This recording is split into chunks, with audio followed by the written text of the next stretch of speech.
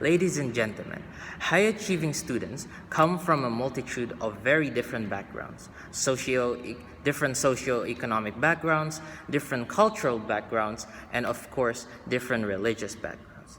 The chances of getting a scholarship for a student decreases exponentially if they come from the middle to low class of the society. We have to admit that as of right now, in this advanced world, we are not competing on the same playing field. Some come from a silver spoon family, but some even barely make ends meet.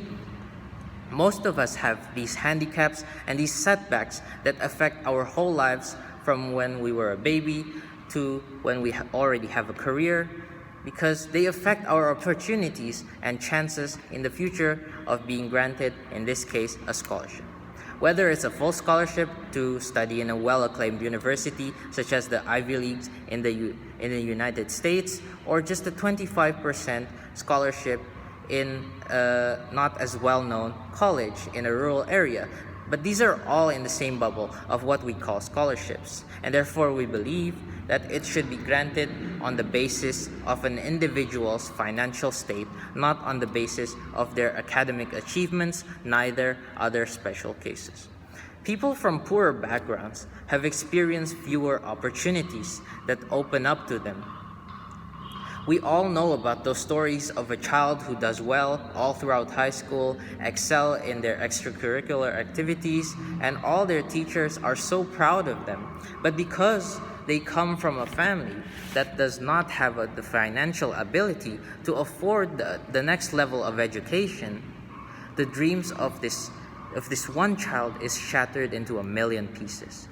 This way, the child will have to provide for his family first, instead of reaching higher education that should be their first priority, that in the long term can actually contribute to helping his own family climb up the socio-economic ladder and live a more prosperous life.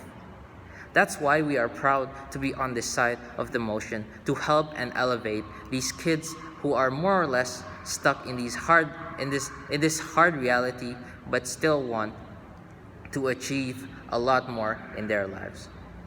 Few points of argument. Number one, when we think of education, the second, or maybe the first thing that comes to mind, or that comes to your family's mind, is that the cost that comes with it. It is not an easy topic. We have to admit, it is not an easy topic to discuss on in a family when they know they are suffering financially while still wanting their children to achieve higher education. Just think of the toll it would take on a child so determined to become a doctor, a lawyer, or an engineer, or other professions that are well acclaimed, just to be stopped by the one problem that is money, which should really be the last thing a young child should be thinking about. We do not want to bring up a generation of students who cannot achieve their dreams just because where they come from. We did not choose to be born in a lower income family, neither did anyone choose to be born in a mansion. Everything is a gamble, because life was a gamble and still is a gamble. So deliberately giving these people a handicap is not something we would like to support. And that is why we would like to oppose. And that is why we would like to support.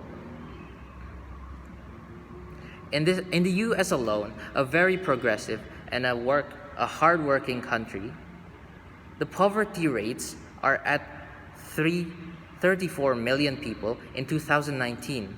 12.3% of the population in the US still makes less than $100,000 per household.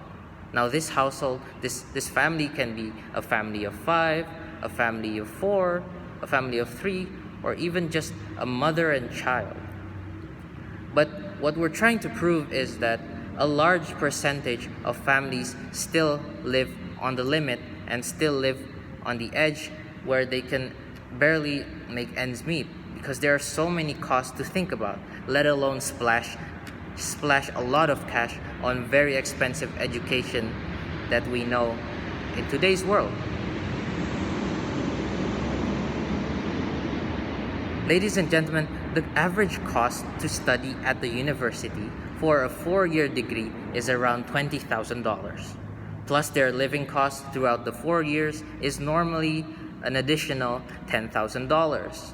And all of these costs can add up to a whopping $30,000. And that is already living on a limit throughout their 4 years in college or university.